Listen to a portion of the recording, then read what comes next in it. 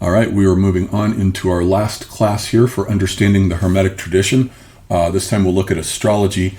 Now I have assigned Rick Tarnas' book, Cosmos and Psyche, as the primary text, primarily because Tarnas focuses on mundane astrology, which is to say the astrology of culture, history, and events, rather than individual astrology. We've gone over individual birth charts and so forth in previous classes, so this time we'll look at mundane astrology and the way he handles it.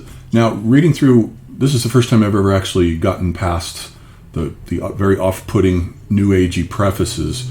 I find the entire book off-putting. I'll just say that up front. I do not like this book at all. I think the information in it is correct. So the information is worthwhile, and it's worth extracting the information. The problem is Tarnas does too many lists. He's making lists and lists and lists and not much thinking. It's just piles of catalogs of references like you're reading a timeline. There's not much thinking going on in this book at all. I think it's a very clumsy, awkward way of handling history and cultural phenomena, simply shoving them into these transits. That the problem with that is that you can say, yeah, Uranus-Pluto, which is what he starts with, which has to do with rebellion. Uranus is the planet of liberation, and Pluto is the planet of deep, dark, chthonic energy, raw energy that can be either sexual energy or will to power energy or both. And all of that characterizes the 60s because, as he says here with his first diagram, we have the Uranus-Pluto conjunction, which is about a 12-year conjunction. It goes from 1960, it goes exact in 65 and 66, and then trails off by 1972. So that's what's called the orb of the transit. And you very definitely can feel that is the 60s, and that after 1972, it just wasn't the same energy anymore. I think he's got a point there with that. Now, some things I noticed. Uranus-Pluto cycles go about 150 years. So they occur roughly every 150 years, and they move from one conjunction to the next. It takes about 150 years, and then they last for 12 years. I think let's look at the list of he's got a list here for their conjunctions and oppositions. It occurred back in the time of the French Revolution, 1787 to 1798. So that covers all the revolutionary upheaval of that period, the reign of the terror and the lead into Napoleon and so forth. And then there are two periods in between where this happened as well, 1845 to 1856. Notice that is the period when the 1848 revolution occurred and the left and the poor were forming. It's like the early days of the lead into the formation of unions and so forth. And then it occurred again, 1896 to 1907, we had Uranus-Pluto, and during that period we had rebellions. We had, pertaining to Gravity's Rainbow, for those of you who are reading Gravity's Rainbow, the references to the Herero tribal uprising in southwest Africa that took place in 1904, and they had to bring in Lothar von Trotha, to brutally, genocidally quash that rebellion of the Herero that took place in 1904. And then that's also the period, of course, on the other side of the globe of the Russo-Japanese War, which I suppose could be interpreted as the Japanese rebelling against the Russians, and so forth. And then in 60 to 72, we get more rebellion and so forth. That's the Uranus-Pluto cycle. Now, the problem with this book, even though I can see that these are true and correct, is that it doesn't really tell you anything much about history. It's a way of putting pegs like you're putting stars on a map, like the map of Slothrop's conquests as a Poisson distribution, and you're just putting in these stars. You're not saying anything about history. Think of Spengler, the way he handles it, where it's morphologically handled. Napoleon isn't just the same thing as Alexander. There are morphological transformations that Tarnas doesn't take into account. I just think this is a very sloppy way of handling historical phenomena, pigeonholing everything into these little boxes. Even though it is true, we do have a vision here that's exactly equivalent to the Indian Mahayugas, where we have cycles within cycles within cycles. We have a certain number of yugas to make up a Mahayuga, a certain number of Mahayugas to make up a Kalpa, a certain number of Kalpas that make up a Manvantara. That actually is essentially true, as we'll see when we move into the history of Indian philosophy. That is exactly the way history unfolds. So I made a map here that Tarnas does not talk about. Now, the United States, since its founding in 1776, is coming 248 years later, because that's how long it takes Pluto to go around the sun. This coming year here, starting on Tuesday, or I guess July 4th, with the signing of the original document of Declaration of Independence. So we'll get our first Pluto return. Now, if you map Pluto returns onto other histories, like I did with Russia and the Austro-Hungarian Empire, each Pluto return corresponds to a major political restructuration, a collapse and a restructuration that's usually very violent. I'm not looking forward to next summer. Plus, we have to consider the fact that within that Pluto cycle, there are 3 Uranus cycles, 84 years, 84, 84. The first 84 years goes to from the foundation of America to the Civil War, the first Uranus return. The next return is during World War II, and now we have another return. So next year we're actually getting a Pluto return and a Uranus return. Sounds like not much fun to me. Now, within this Pluto cycle, there are 8 Saturn cycles that occur within one Pluto cycle. So the United States has had 8 Saturn returns, and there are 20 Jupiter cycles in one Pluto cycle. So the United States has had 20 Jupiter returns as well. So there's a lot of archetypal energy that's gearing up here. Now, so he goes back and he looks at various revolutions, such as the one that takes place in England, 1643 to 1654, Uranus-Pluto cycle there. That's the period of Cromwell and the complete restructuration of parliaments. Everything gets melted down and restructured there with that Pluto-Uranus opposition. And here he just looks at conjunctions and oppositions, which I think are the most important, but squares matter too. So he's thrown in all the squares, especially the square that took place in between 2007 and 2020. We had a Uranus-Pluto square. But in 2008, we also had a T-square. We had Saturn, Uranus, and Pluto. And a T-square is a rare occurrence, about once a century, but it usually signifies collapse of an existing social order. So those of us who knew astrology before 2008 knew very well what was going to happen in 2008, and we were not disappointed. So this has gone actually all the way down to 2020. So we have just come out of a Uranus-Pluto cycle 3 years ago, a square. And, okay, so let's look then at the Saturn-Pluto cycle, which is generally the war cycle. Saturn-Pluto cycles go 30 years from one conjunction to the next. So they occur about 3 times per century, and their duration is about 3 years. Of course, wars have gone longer than 3 years, but that's the duration of the kickoff, really. And so here we can see, looking at the chart here, what has he got? World War I begins August of 1913 is exactly when, with the guns of August, as Barbara Tuchman writes about. That's exactly when World War I began, 1913 to June 1916 is when it was at its strongest. These are exact alignments. He's got a sharper orb for the squares. And the war lasted a little longer than that. Of course, it went to 1918. But there's all kinds of Saturn-Pluto phenomena going on, too. You've got Oswald Spengler in those exact years writing his very Saturn-Pluto book. And Saturnian values are conservative values. Tarnas points out that very often when Saturn and Pluto get activated, there's a return to conservative values. Saturn is the old man, the Senex, conservation. Uranus is liberal. Uranus's values are liberal values. So when you get Uranus and Pluto, you get liberal political values that are activated. When you get Saturn, Pluto, you get conservative values that are activated. And The Decline of the West is most definitely a very conservative book. It's very Saturnian all the way throughout. It's also interesting, he points out that in the 19th century, he's talking about Saturn, Pluto in connection with Melville and Moby Dick, where he says Melville was born in 1819 under Saturn, Pluto, and then the whale ship Essex at that time was rammed by a real whale, and he was told that story, and it led him to write Moby Dick in 1851 when Saturn and Pluto were again activated, and another whale ship, the Anna something, was also sunk.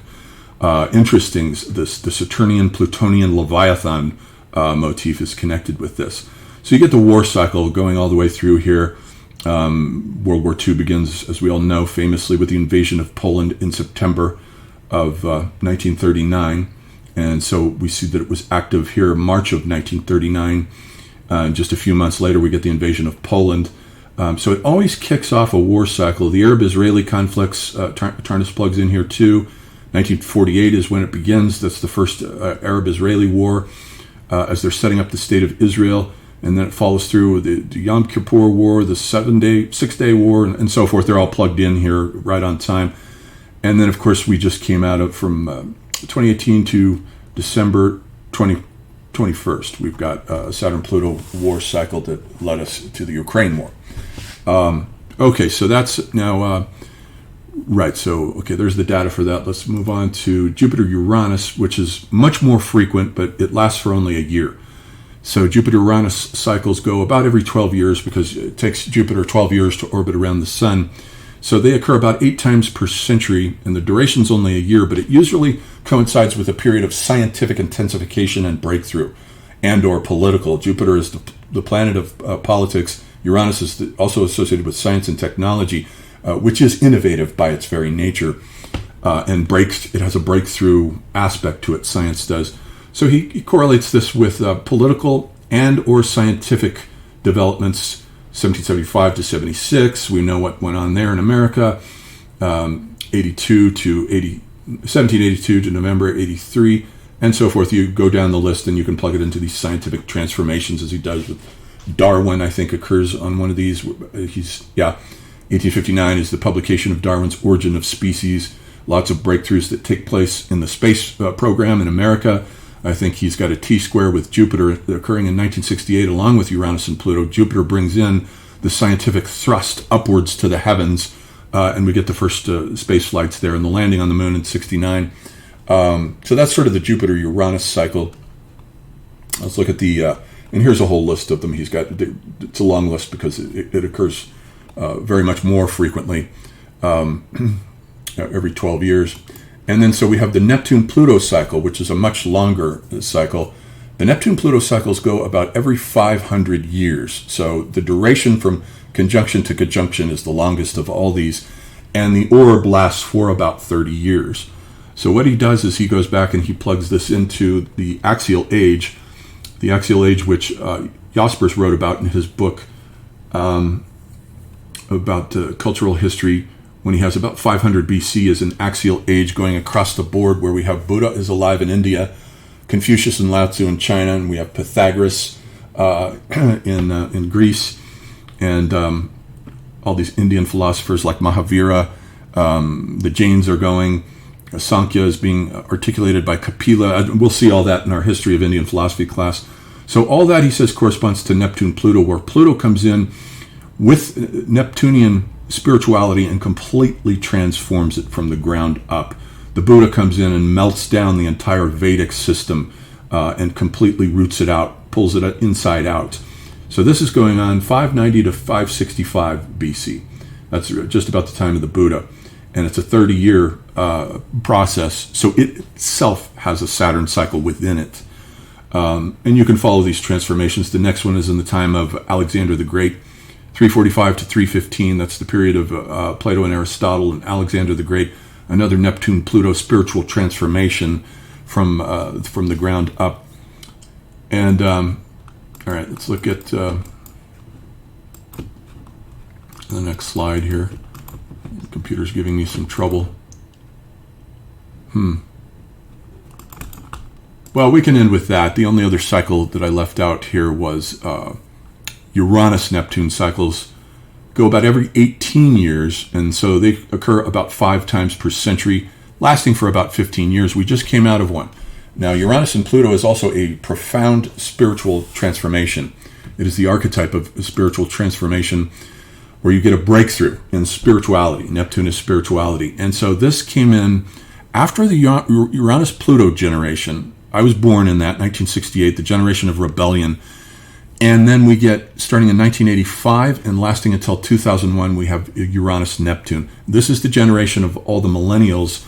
And most of my clients and most of my students come from this generation. They tend to be millennials, or who come out of the Uranus-Neptune generation, which differs from the postmodern generation of Uranus-Pluto in that it is interested in spirituality. It is not interested in making fun of spirituality. We've done enough of that irony and sarcasm in the postmodern deconstruction of truth and knowledge.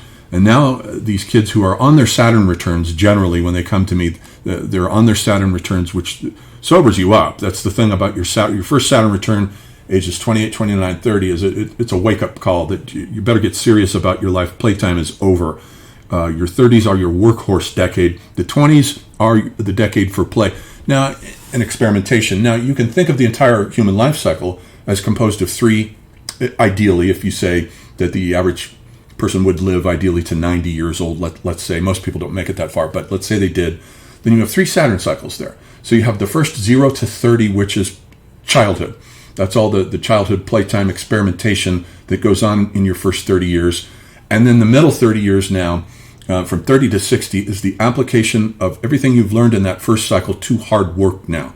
That Saturn cycle from 30 to 60 is your work. Those 3 decades of 30s, 40s, and 50s, that's all the hard work that you're going to do and put in for your work, so that when you get to your second Saturn return, which is your third Saturn cycle because it goes from age 60 to 90, that's reaping the rewards, reaping the benefits. They start coming in. Even if it's for somebody like Schopenhauer, whom Tarnas points out has Saturn, and I think it's conjunct Sun, but in either case, he has Saturn Sun, and that's a very conservative disposition, and also a disposition for which success might not come until later in life, because Saturn slows everything down. And indeed, Schopenhauer did not have any success until he was well into his 60s. That's Saturn. Saturn slows things down. I have Saturn in my 10th house, which is the house of career, and it has indeed made my career go very, very slowly. So that's the thing about these Saturn cycles. But then the other thing is the full Uranus cycle. If you live to 84, that's another cycle where if you get to that point, there's a breakthrough. Joseph Campbell is interviewed by Bill Moyers when he's on his Uranus return. Stuff like that. Jung has a big Festspiel that goes on. Freud's 80th birthday celebration as well that Thomas Mann was at. And the books that he wrote there, the complete summary of the history of psychoanalysis, I think it's called Outline of the History of Psychoanalysis, was a major breakthrough book for him, as was Moses and Monotheism at that point. And then you've got the big breakthrough period in the middle there, where the bell curve is from about 37, and I pull it back to 37 because that's when Pynchon wrote Gravity's Rainbow. It's clearly that he's already onto a Uranus breakthrough there. From 37 to 44, Joseph Campbell is 44 when he publishes The Hero with 1,000 Faces. But what matters for that Uranus opposite Uranus breakthrough is not so much the date that the book appears as when you begin working on the manuscript. That's the breakthrough. The breakthrough, you might not publish the manuscript till later, like Pynchon did with Mason and Dixon, which he wrote right after Gravity's Rainbow, or at least began during his Uranus opposition period when he was 40, and didn't publish it till like 20 years later in the 90s. But nonetheless, it is still a Uranus opposite Uranus breakthrough. So that's the morphology of the human life cycle. And it's very clear, too, that civilizations also have astrological life cycles, wheels within wheels within wheels. So this stuff is very dazzling to consider. And I made a list down here so we have the 3 Uranus cycles in every Pluto cycle, and there are 8 Saturn cycles in every Pluto cycle, 20 Jupiter cycles in 1 Pluto cycle. There are 2 Uranus cycles in 1 Neptune cycle. There are about 3 Saturn cycles in 1 Uranus cycle, 5 Saturn cycles in 1 Neptune cycle, 2 Jupiter cycles in 1 Saturn cycle, 7 Jupiter cycles in 1 Uranus cycle, and 13 Jupiter cycles in 1 Neptune cycle. Wow. Just imagine if you had like ultimate knowledge of the universe and you could keep track of all of those cycles within cycles and know about all the archetypal phenomena that would unfold within them. But now, as I say, the problem with Tarnas's paradigm is it doesn't allow for historical development. What makes this, let's say, Uranus-Pluto conjunction different from the one that occurred before it? There are no differences for Tarnas because he doesn't have a developmental model of history. He's just running around in circles. So you don't get Toynbee's 3 different stages where Toynbee has 3 distinct generations of civilization. What happened in the first generation, and I'm sure with all of its Uranus-Pluto and Saturn-Pluto cycles and Jupiter-Uranus cycles, were about different stuff because the first generation is not yet philosophical. Philosophy isn't invented in that civilization with Jupiter and Uranus. It would have been transformations in its religious material. It also doesn't make any distinction between when Uranus-Pluto occurs at the tail end of a cycle, as it does in the 1960s, and when it occurred in the French Revolution, and when it occurred in England in the middle of the 17th century, the different things happen here. It's not just the same historical phenomena repeating itself. Tarnas misses all of that. This is a sort of catch-all book for clumsily trying to grasp history, and he really doesn't. He has no unique individual insights into history at all whatsoever. It's just all circles running around within circles, and I don't think you can get very far with that. You need to have a morphological model like Spengler does or like Toynbee does in order to really understand what civilization, how each civilization is different from each other civilization. They're not all just the same. You cannot lump them all together under these transits. So that would be my criticism of his book. All right, I'll end there, and I'll look forward to discussing this with you in class.